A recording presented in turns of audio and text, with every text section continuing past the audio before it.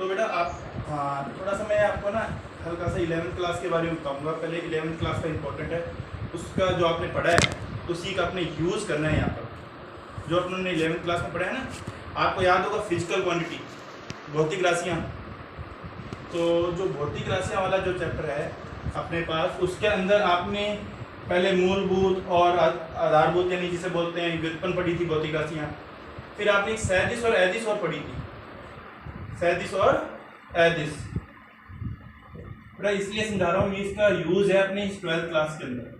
थोड़ा सा रिमाइंडर लगा रहे हैं अपने एक बार। भौतिक राशियाँ इंग्लिश में इसको बोलते हैं बेटा फिजिकल क्वांटिटी। अब यहाँ पे फिजिकल जो क्वांटिटीज हैं वो कौन, दो टाइप्स की पढ़ी है आपने। वैसे तो 3 टाइप्स होती हैं, टेंसर भी होता है, वो आपके सिलेबस में नहीं है। एक तो है एडिस जिसे अपने बोलते हैं स्केलर, दूसरा अपनों ने पढ़ा था वेक्टर जिसे अपने बोलते हैं सैदिश। ये आपने 11th क्लास के अंदर पढ़ा होगा।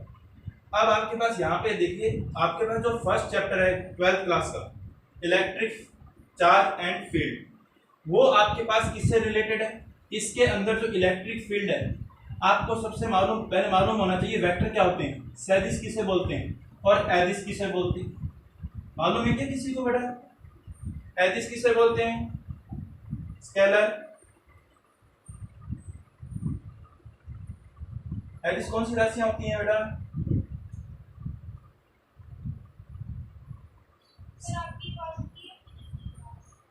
मैं कह रहा हूं बेटा, ऐदिश राशियां कौन सी होती हैं? स्केलर। हाँ, जिसमें दिशा नहीं होती। जैसे आपको चाल ज्ञात करनी है तो चाल के लिए आपको सिर्फ परिमाण की जरूरत होती है, दिशा की जरूरत नहीं होती। द्रव्यमान हो गया जैसे, तो इसके लिए आपको सिर्फ परिमाण की आवश्यकता होती है। जैसे मान लीजिए 10 kg। तो ये आपके पास ऐसी भौतिक राशियां हैं जिनको व्यक्त करने के लिए आपको सिर्फ परिमाण की आवश्यकता होती है, दिशा की आवश्यकता नहीं होती। यानी मैग्नीट्यूड चाहिए अपने को, सिर्फ क्या चाहिए बेटा? मैग्नीट्यूड, यानी हिंदी में इसको बोलते हैं परिमाण। ठीक है बेटा। अब सैदिश कौन सी होती हैं? जिसमें परिमाण, हाँ दोनों होते हैं, वेरी गुड, दिशा दोनों होते हैं, वो आपके पास सैदिश या वेक्टर रहेंगे आपके पास। अब आप कहोगे सर ये क्यों समझा रहे हो हमको?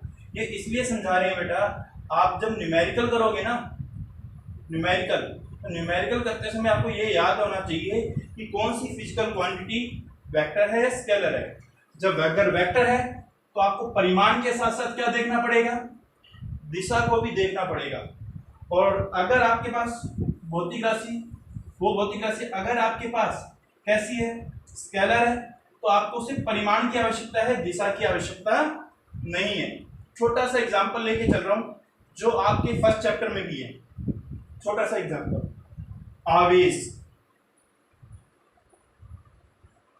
जिससे आपने केमिस्ट्री में बहुत पढ़ा है, चार्ज है ना, जिसका सिंबल भी आपको याद होगा, क्यू होता है।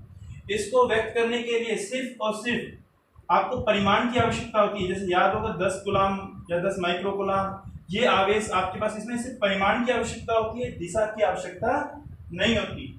ये आपके पास स्केलर क्वांटिटी है।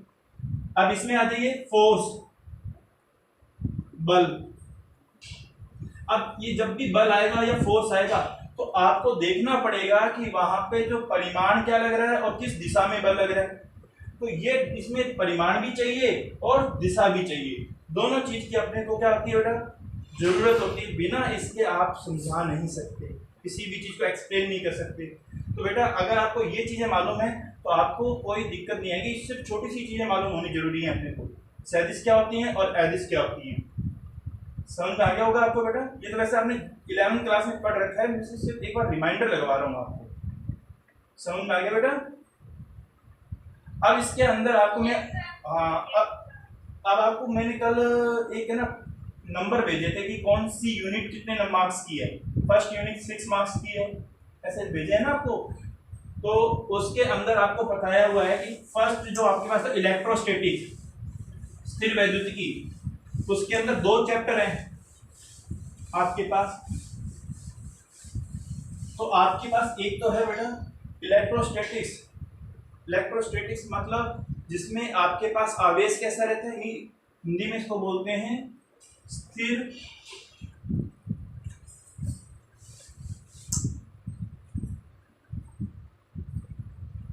वैद्युतिकी। इंग्लिश में इसको क्या बोलते हैं बेटा, इलेक्ट्रोस्टैटिक्स।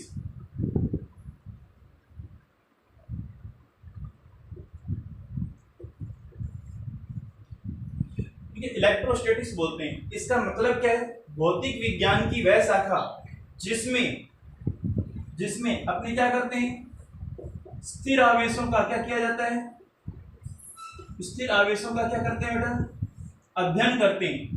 स्थिर आवेशों का क्या करते हैं बेटा, अध्ययन करते हैं, वो स्थिर वैद्युतिकी कहलाती है। A branch of physics which study stationary charge या rest charge is called electrostatics.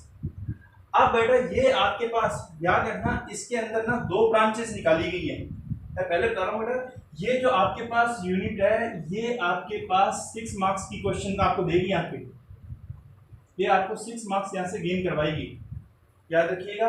और इसके अंदर आपके पास दो चैप्टर हैं इलेक्ट्रोस्टैटिक्स से। इलेक्ट्रोस्टैटिक्स से आपके पास दो चैप्टर निकलेंगे।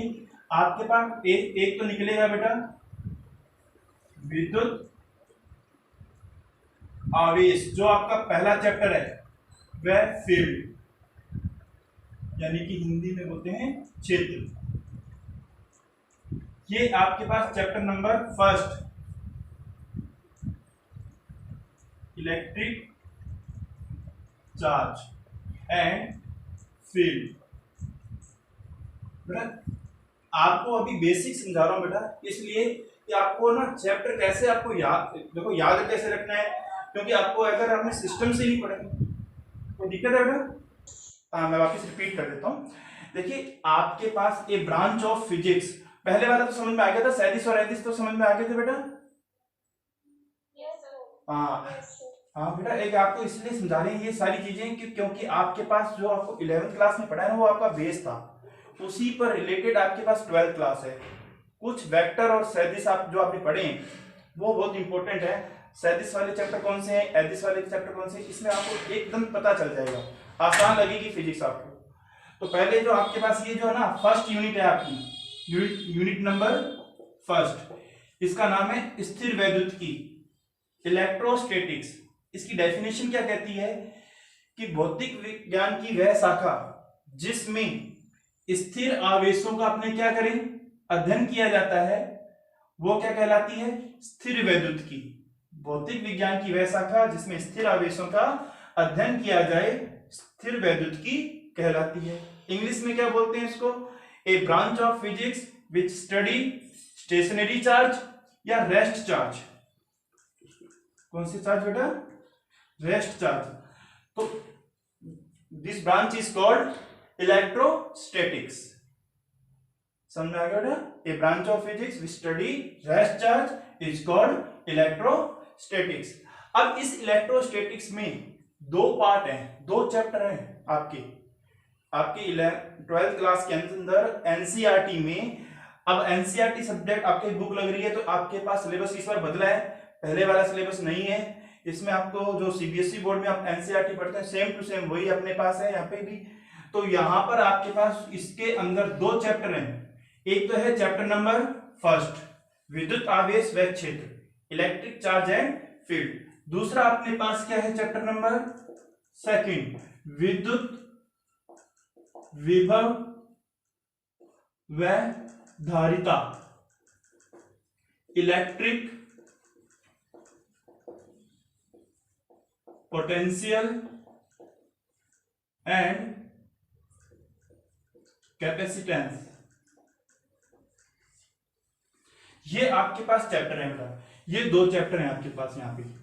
तो आपके पास ये देखिए बेटा, इन दोनों ही चैप्टरों में खासियत क्या है, मैंने आपको अभी थोड़ी देर पहले सैदिश और एदिश समझाए थे ना, सैदिश और एदिश, ये चीजें समझाई थी अभी थोड़ी देर पहले आपको। तो ये याद रखना, ये जो चैप्टर नंबर फर्स्ट है, चैप्टर नंबर फर्स्ट ये सैदिश से रिलेटेड है, वेक्टर, मतलब इससे रिलेटेड न्यूमेरिकल आएगा ना तो आपको डायरेक्शन देखने की जरूरत पड़ेगी, दिशा देखने की जरूरत पड़ेगी। तो इसमें अधिकतर लगभग 80%, कितने परसेंट बेटा, 80% फिजिकल क्वांटिटी आपके पास कैसी है, सदिश है, यानी कि वेक्टर से रिलेटेड है।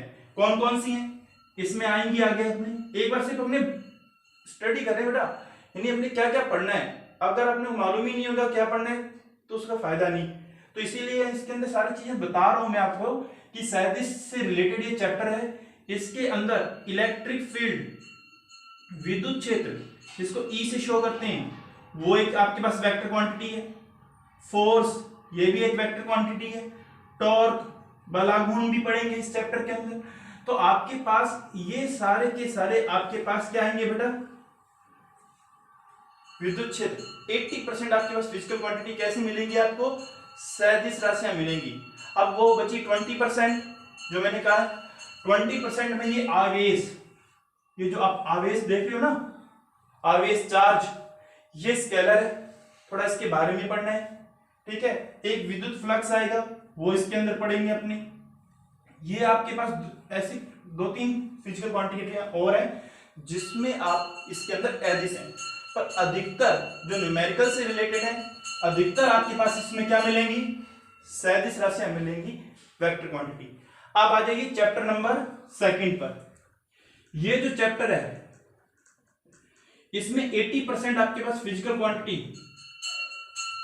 80%, और न्यूमेरिकल तो सारे के सारे 90%, न्यूमेरिकल सारे 90% एडिस हैं, स्केलर क्वांटिटी है। कौन सी क्वांटिटी है बेटा, स्केलर। तो ये दोनों मिलाकर आपको कितने मार्क्स गिवन करेंगे बेटा, 6 मार्क्स, ठीक है बेटा। ये 2 चैप्टर हैं आपके पास, ये दोनों चैप्टर मिलाकर आपको 6 मार्क्स के क्वेश्चन देंगे बेटा आपको। और इजी है, मेथड बहुत इजी है, कहीं भी कोई टफ नहीं है। तो मेरे हिसाब से ये आपको यहां तक क्लियर हो गया क्या बेटा, किसी को कोई दिक्कत है तो पूछ लो बेटा।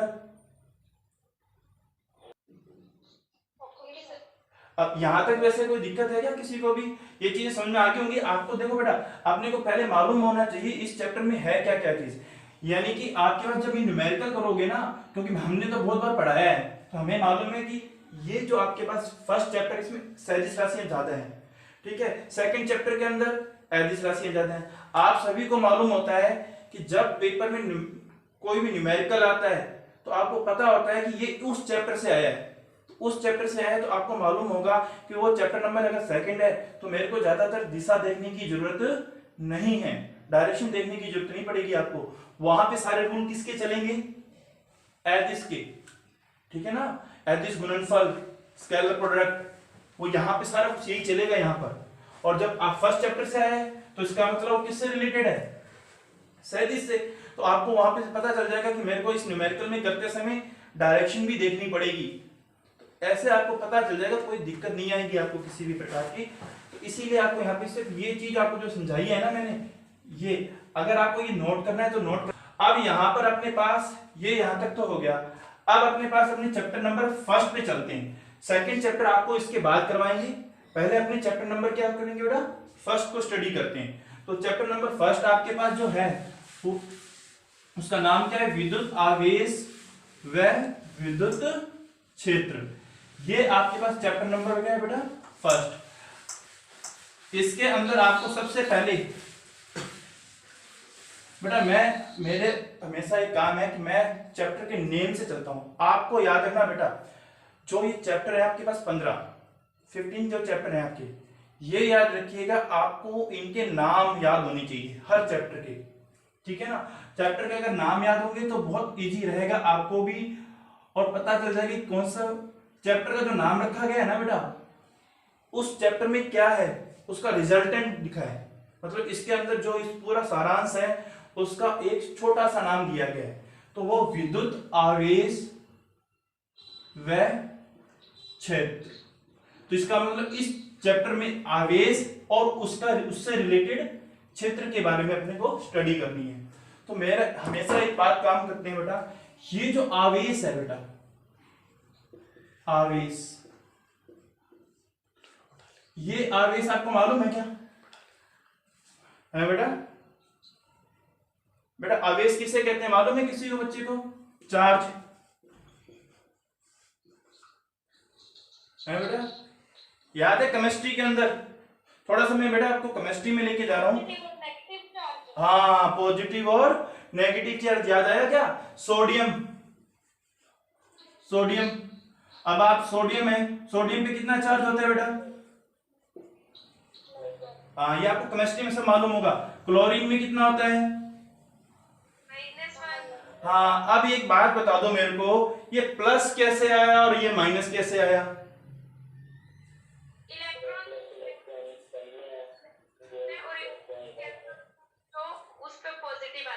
और जो इलेक्ट्रॉन गेन करता है, जो इलेक्ट्रॉन को ग्रहण करता है, उस पर नेगेटिव। Very good. अब आपको सब पता होगा ये ऑक्टा कंप्लीट करता है। जैसे सोडियम में एक बार थोड़ा सा केमिस्ट्री करवा रहा हूं, हल्का सा, कोई दिक्कत तो नहीं किसी को? तो आपको बेसिक अच्छा पता चल जाएगा, ठीक है? अब आपको सोडियम का कॉन्फ़िगरेशन, परमाणु क्रमांक कितना होता है? 11 होता है ना सोडियम का? हाँ, तो उसको कैसे लिखते हैं? 1s2, इसका कॉन्फ़िगरेशन लिखे 1s2, 2s2, 2p6, 3s, है ना? तो अगर इसको अपने यहाँ पे बनाएं तो सोडियम का ये तो हो गया न्यूक्लियस, ये वाला, इसमें हो गया ये आपके पास फर्स्ट ऑर्बिट, तो इसमें 2 इलेक्ट्रॉन फिल कर देते हैं अपने। ये 2 इलेक्ट्रॉन अपनों ने क्या कर दिए? फिल कर दिए। फिर अपने पास दूसरा ऑर्बिट आ गया, इसके अंदर कितने हैं? 8, 1 2 3 4 5 6 7 8, और इसमें तीसरा ऑर्बिट भी है, तीसरा, इसके अंदर ये अकेला है। तो अब इसको आप सभी जानते हो, इसको स्टेबिलिटी चाहिए। स्टेबिलिटी कब मिलेगी? जब ये एक इलेक्ट्रॉन को क्या कर दे? लूज, है ना? लूज कर दे मतलब त्याग दे। तो जैसे ये इलेक्ट्रॉन त्यागेगा, जैसे इलेक्ट्रॉन त्याग दिया, अब जैसे इलेक्ट्रॉन त्यागेगा तो अब यहां पे देखिए आपके पास ये जो 11 होते हैं, ये क्या होते हैं बेटा? परमाणु क्रमांक होता है ना, जेड। ये किसको शो करता है? और ये परमाणु क्रमांक किसको शो करता है? किसकी संख्या को शो करता है? ये आप सभी को केमिस्ट्री में बताया हुआ है। अब आप सभी, हाँ, और सभी जानते हो सोडियम जो होता है एक एटम है, और जितने भी एटम होते हैं वो न्यूट्रल होते हैं, उदासीन होते हैं। तो यहां पे उदासीन कब होंगे? जब प्रोटॉनों की संख्या और इलेक्ट्रॉनों की संख्या क्या होती है बेटा? हाँ, बराबर, वेरी गुड। तो यहां पे तक तो इक्वल थे, तो इसमें 11 प्रोटॉन थे और 11 इलेक्ट्रॉन ये पूरे ऑर्बिट में थे। अब जैसे ही इसने एक इलेक्ट्रॉन त्याग दिया तो अब इसके पास इलेक्ट्रॉन कितने बचे हैं बेटा? इसमें इलेक्ट्रॉनों की संख्या कितनी होगी बेटा? 10, वेरी गुड। और प्रोटॉनों की संख्या कितनी है? 11। तो इसमें बताइए, अब आप सभी जानते हो प्रोटॉन पे चार्ज क्या होता है? पॉजिटिव। और इलेक्ट्रॉन पे चार्ज क्या होता है? Negative, very good. तो इसमें एक पॉजिटिव क्या है? ज्यादा है, तो इसीलिए यहां पे ये प्लस साइन लगा देते हैं। किसने एक इलेक्ट्रॉन क्या कर दिया बेटा? त्याग दिया। याद है ना, यहां पे ये इलेक्ट्रॉन को क्या कर रहा है? रिलीज कर रहा है। इलेक्ट्रॉन यहां से क्या किया जा रहा है? त्यागा जा रहा है ना? लूज कर रहे हैं यहां से। इलेक्ट्रॉन को क्या कर रहे हैं बेटा? लूज कर रहा है ये। तो जो इलेक्ट्रॉन को लूज करते हैं, त्यागते हैं, उन पे चार्ज क्या आता है? पॉजिटिव। क्या आता है बेटा? पॉजिटिव। अब आपने यहां पे देखा होगा, हाँ, पॉजिटिव। अब आपने यहां पे देखा है कि प्रोटॉन नहीं त्यागे जा रहे, प्रोटॉन अपने न्यूक्लियस के अंदर है। प्रोटॉन कहाँ है? अपने न्यूक्लियस में। हाँ, अब प्रोटॉन को क्यों नहीं निकाल सकते? ये भी आपने 11th क्लास में पढ़ा हुआ है। अब बताइए, यहाँ पे जो प्रोटॉन है, मैंने प्रोटॉन को क्यों नहीं निकाला? इलेक्ट्रॉन को ही निकाला है ना अपने यहाँ पे। प्रोटॉन को क्यों नहीं निकाल सकते? बताइए।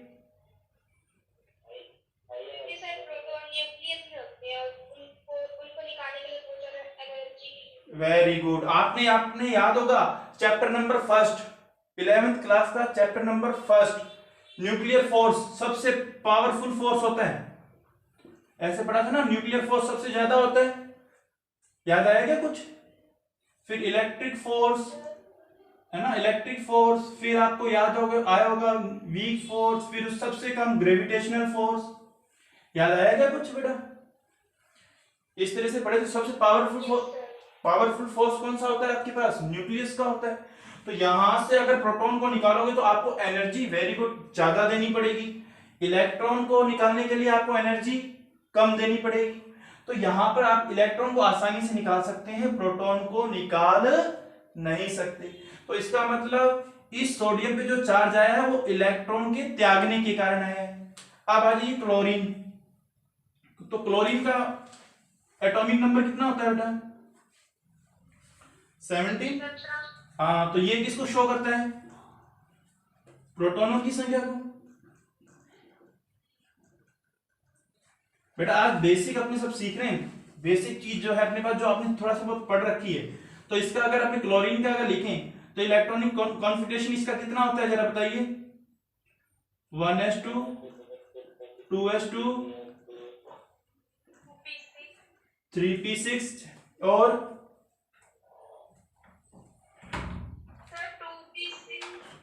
हाँ सॉरी 2p6 सॉरी 2p6 यहाँ पे ये हो गया बेटा। फिर 3s2 3s5 सॉरी 3p5। ध्यान, तो यहां तक कोई दिक्कत तो नहीं है बेटा? 1s2 2s2 2p6 3s2 3p5, यहां तक किसी को कोई प्रॉब्लम तो नहीं है बेटा? अब इसमें देखिए हाँ आउटर सेल देखिए, आउटर सेल में कितने इलेक्ट्रॉन है? आउटर सेल में कितने इलेक्ट्रॉन? 5 है बेटा। तो अब इसमें फर्स्ट ऑर्बिट में, सेकंड ऑर्बिट में कितने ऑर्बिट है टोटल? जैसे इसमें 3 है तो इसमें भी ऑर्बिट कितने हैं? 3 है। तो इसमें देखिए यहाँ पे 2 हो गया, यहाँ पे 1 2 3 4 5 6 7 8, ये 8 कंप्लीट 1 2 3 4 5। तो ये आपके पास सिर्फ 5 है, 6 7। अब आपको यहाँ पे क्या चाहिए बेटा? एक इलेक्ट्रॉन और चाहिए ऑक्टा कंप्लीट करने के लिए, अष्टक कंप्लीट करने के लिए आपको क्या चाहिए? एक इलेक्ट्रॉन और आ जाए। तो एक इलेक्ट्रॉन कहां से आएगा बेटा? ये वाला जो इलेक्ट्रॉन था ना, ये वाला इलेक्ट्रॉन। अब आपके पास क्लोरीन है तो इस पे एक इलेक्ट्रॉन क्या करे? ये ग्रहण करे। एक इलेक्ट्रॉन को क्या करे बेटा? ग्रहण, यानी कि ये इसको क्या करे बेटा? गेन। तो इसका मतलब जो इलेक्ट्रॉन को क्या करते हैं? गेन करते हैं, मतलब ग्रहण करते हैं, तो उन पर चार्ज क्या आ जाएगा बेटा? नेगेटिव। अब माइनस का 1 क्यों आया है? क्योंकि इसने कितने इलेक्ट्रॉन ग्रहण किए हैं? 1। तो इसको ऑक्टा कंप्लीट करने के लिए सिर्फ एक इलेक्ट्रॉन की आवश्यकता है, तो इसीलिए इस पे चार्ज क्या आ रहा है बेटा? माइनस का आ रहा है। और ये इलेक्ट्रॉन त्याग रहा है तो इस पे कौन सा आ रहा है? पॉजिटिव। तो मेरे कहने का मतलब ये है कि दोनों परमाणु अलग अलग हैं, ये सोडियम है, ये क्लोरीन है। इस पे नेगेटिव चार्ज आ रहा है, इस पर पॉजिटिव चार्ज आ रहा है। तो इन पर जो चार्ज आ रहा है वो किसके कारण आ रहा है? इलेक्ट्रॉनों के त्यागने और ग्रहण करने के कारण आ रहा है। किसके कारण आ रहा है बेटा? इलेक्ट्रॉन के त्यागने और ग्रहण करने। ये एक आपने क्या किया? इसमें त्यागा है, और यहां पर आपने इलेक्ट्रॉन को क्या किया है बेटा? ग्रहण किया है। तो जहां इलेक्ट्रॉन को ग्रहण करेंगे तो नेगेटिव चार्ज, और जहां इलेक्ट्रॉन को त्यागेंगे पॉजिटिव चार्ज आएगा। यहां तक किसी को कोई दिक्कत? अब इसका मतलब पेपर में क्वेश्चन आता है बेटा, क्वेश्चन पेपर में किसी पदार्थ पर आवेश किसके कारण आता है? किसके कारण आता है? किसके कारण आता है बेटा किसी पदार्थ पर आवेश? इलेक्ट्रॉन के त्यागने और ग्रहण करने के कारण। Very good. तो अगर अब यहां पे पूछ ले जाए किसी पदार्थ पर धनावेश किसके कारण आता है? पॉजिटिव चार्ज किसके ड्यू टू आता है बेटा? Positive charge. वेरी गुड, किसके? इलेक्ट्रॉन के त्यागने। तो यहाँ पे कहीं प्रोटॉन का तो रोल नहीं है ना? बताइए यहाँ पे कहीं प्रोटॉन का रोल है क्या? No sir. इसका मतलब क्या हुआ कि जब भी कोई भी पदार्थ इलेक्ट्रॉन त्यागेगा तो पॉजिटिव और ग्रहण करेगा तो नेगेटिव आएगा बेटा। तो इसका हाँ, तो इसका मतलब आवेश के लिए कौन सा पार्ट उत्तरदायी है? इलेक्ट्रॉन। कौन सा है बेटा? इलेक्ट्रॉन। इलेक्ट्रॉन के त्यागने से पॉजिटिव और इलेक्ट्रॉन को ग्रहण करने से नेगेटिव। अब एक चीज और समझा दें, छोटी सी चीज यहीं पे समझा दूं बेटा, किसी को कोई दिक्कत तो नहीं होगी? अब जैसे बात सभी को, हाँ, आप सभी को ये मालूम है कि इलेक्ट्रॉन का आवेश कितना होता है, सभी को मालूम होना चाहिए मेरे हिसाब से 1.6 इंटू 10⁻⁻⁻19 ये आपको सभी को मालूम होगा, केमिस्ट्री में भी आपने पढ़ा होगा ये, है ना? -19 कूलम ये इलेक्ट्रॉन का चार्ज होता है। और इलेक्ट्रॉन का चार्ज नेगेटिव होता है, तो यहाँ पे आप नेगेटिव भी लगा सकते हैं सिचुएशन के हिसाब से। समझ में आ गया बेटा यहाँ तक? अब इलेक्ट्रॉन का मास कितना होता है, द्रव्यमान, ये मालूम है क्या किसी को?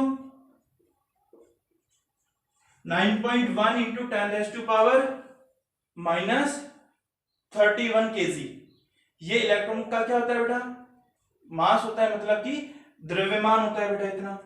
तो आपके पास यहां से देखिए, सोडियम क्या कर रहा है? इलेक्ट्रॉन को क्या कर रहा है? इलेक्ट्रॉन क्या कर रहा है? त्याग रहा है ना। तो जो इलेक्ट्रॉन त्यागेगा तो इसका द्रव्यमान, बताइए सोडियम का द्रव्यमान कम होगा या ज्यादा होगा? वेरी गुड, है ना। इससे इलेक्ट्रॉन बाहर निकल रहा है तो इसका मतलब कम। तो इसका मतलब त्यागने के कारण इसका जो द्रव्यमान है, द्रव्यमान में क्या आ रही है बेटा? द्रव्यमान में क्या आ रही है बेटा? कमी आई है ना। तो इसका मास क्या हुआ है? लॉस हुआ है बेटा। अब यहां पे देखिए क्लोरीन में क्या हो रहा है बेटा? ये इलेक्ट्रॉन को क्या करता है? ग्रहण कर। तो इसका मतलब इसका द्रव्यमान क्या हो रहा है? वेरी ज्यादा हो रहा है ना। इलेक्ट्रॉन ग्रहण कर रहा है तो इसीलिए इसका द्रव्यमान क्या होगा बेटा? बढ़ेगा। तो द्रव्यमान में क्या होगी बेटा? वृद्धि, है ना, इंक्रीज होगा। इसका द्रव्यमान इंक्रीज होगा, इसका द्रव्यमान डिक्रीज। तो आपके माइंड में एक, अब यहाँ पे याद रखना कि जैसे आपके पास जितने ज्यादा इलेक्ट्रॉन त्यागेगा तो उसका द्रव्यमान उतना ज्यादा क्या होगा बेटा? कम होगा।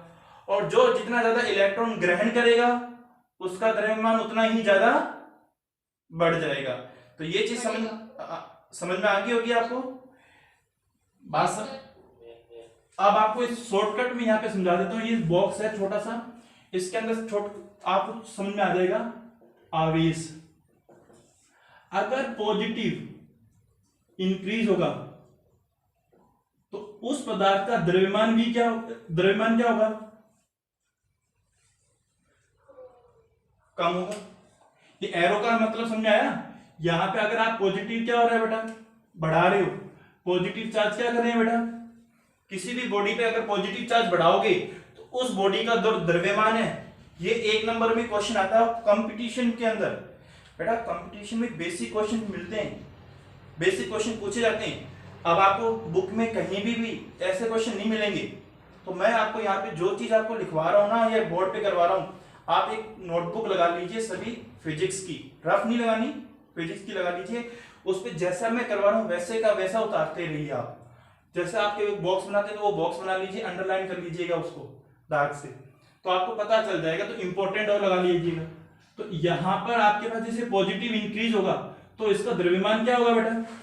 डिक्रीज। थोड़ा शॉर्टकट फॉर्मूला भी इस्तेमाल करना पड़ता है अपने को। अब यहाँ पे लिखने की जरूरत नहीं है। द्रव्यमान में क्या आएगी? कमी आएगी। तो आप एरो से समझ जाएंगे आप, ठीक है। शॉर्टकट के लिए होता है बेटा। अब अगर नेगेटिव चार्ज बढ़ेगा तो आपका द्रव्यमान भी क्या होगा बेटा? बढ़ेगा। Very good. और इसके बाद आपके पास नेक्स्ट में अगर पॉजिटिव चार्ज डिक्रीज होगा तो इसका मतलब क्या होगा? उसका द्रव्यमान क्या होगा? बढ़ेगा, ठीक है। और अगर नेगेटिव चार्ज कम होगा तो इसका मतलब उसका द्रव्यमान भी क्या होगा बेटा? कम होगा। समझ में आया या नहीं आया बेटा? सर आवेश और द्रव्यमान को इंग्लिश में क्या कहते हैं? हाँ सॉरी, चार्ज। और इसको क्या बोलते हैं बेटा? मास, ठीक है बेटा। ये आपके लिखा क्या ना यहाँ पे, ये तो चार्ज हो गया और द्रव्यमान यहाँ पे क्या होता है बेटा? मास। यहाँ पे ये क्या कर रहा है, लॉस कर रहा है, और यहाँ पे क्या हो रहा है बेटा, इंक्रीजिंग हो रही है बेटा। यहाँ पे क्या हो रहा है, मास इंक्रीज हो रहा है, यहाँ पे मास क्या हो रहा है बेटा, डिक्रीज या लॉस हो रही है। यहाँ तक कोई दिक्कत है क्या बेटा, किसी को भी? लॉस लिख लो या डिक्रीज लिख लो, डाउट है तो पूछ लो बेटा। यहाँ पे भी किसी भी टाइप से भी अगर किसी को बच्चे को दिक्कत है, मैंने ये आवेश चल रहा है थोड़ा सा, ये आपको मैं 11th क्लास में लेके गया हूँ, तो इससे रिलेटेड आपके पास ये क्वेश्चन जो आपके पास है ना, ये फिजिक्स का ही क्वेश्चन है, केमिस्ट्री का क्वेश्चन नहीं है। इस पे आपके आगे क्वेश्चन पूछे जाएंगे जब मैं कंडक्शन समझाऊंगा ना आगे मेथड, उसके अंदर ये इस पार्ट का अपने इस्तेमाल करेंगे। तो आपने यहाँ पे अभी आपने देख ही लिया। वैसे मैं अगर आपको समझाने की कोशिश करूं तो आपको सबको मालूम होगा, जो पैसों की गड्डी होती है ना, पैसों की गड्डी, आपके पास जेब में मान लीजिए 500 की एक गड्डी है। एक गड्डी में कितने नोट होते हैं? 100 नोट होते हैं, है ना, 100 नोट होते हैं गड्डी के अंदर। जब आप बैंक में जाओगे ना, अगर 500 की अगर गड्डी लोगे तो उसमें 100 नोट होते हैं बेटा। तो वो 500 का जो एक नोट है ना, अब अगर मान लीजिए आपके दोस्त को रुपए की जरूरत पड़ी, वो कहता है कि मेरे को ना 20,000 रुपए चाहिए। कितने हजार बेटा? 20,000 रुपए। तो आप बताइए उसको कितने नोट दोगे? 500 के नोट। आपके पास 500 की गड्डी है पूरी, बताइए कितने नोट दोगे? 40। वेरी गुड, 40 नोट दोगे आप। तो आप जैसे ही 40 नोट दोगे तो पहले तो आपकी जेब क्या थी? भारी थी। जैसे ही 40 नोट आपके जेब से बाहर निकले तो आपकी जेब क्या होगी, बताइए? हल्की होगी। और आप पॉजिटिव होगे कि मैंने उसको उधार दे रखे 20 रुपए, सॉरी 20,000 रुपए, तो मैंने पॉजिटिव हो गया ना मैं। तो अब जैसे आपके फ्रेंड ने जिसने 20,000 रुपए लिए, तो उसकी जेब क्या होगी? जिसने 20,000 रुपए लिए, मतलब जिसने इलेक्ट्रॉन लिया है, तो उसकी जेब क्या होगी? पहले उसकी जेब में कुछ नहीं था, अब उसकी जेब में 20,000 आ गई जो आपने दिए, तो भारी हुई या नहीं हुई? तो उस पर ऋण आ गया ना, उस पर कर्ज आ गया, है ना, कर्ज आ गया। कर्ज मतलब ऋण। ऋण को अब आप सभी इंग्लिश मीडियम वाले बच्चे भी जानते हो, हिंदी तो वो भी पढ़ते हैं। तो उस पर क्या आ गया बेटा? ऋण आ गया, है ना। उस पर आप उसको क्या करना है? 20,000 रुपए देने हैं। तो उस पर भार आ गया, मतलब उस पर आपकी जेब, उसकी तो जेब भारी होगी, परंतु उस पर क्या है? 20,000 का कर्ज, यानी कि नेगेटिव। वो 20,000 नेगेटिव हो चुका है। समझ में आ गया बेटा? समझ में आ गया को? बस उसी तरीके से आपके पास जैसे लौटाएगा तो इसका ऋण कम हो जाएगा और इसका पॉजिटिव कम हो जाएगा। तो इस हिसाब से आपके पास जैसे जैसे नेगेटिव पॉजिटिव चार्ज कम होता जाएगा, मतलब पॉजिटिव चार्ज कम होगा, पॉजिटिव चार्ज कम होगा तो इसका द्रव्यमान क्या होगा बेटा? बढ़ेगा। जिसका पॉजिटिव चार्ज बढ़ेगा उसका द्रव्यमान कम होगा। तो ये चीज आपको मालूम होनी चाहिए। इसमें किसी को कोई दिक्कत है तो पूछ सकते हैं बेटा, डाउट तो नहीं है किसी को?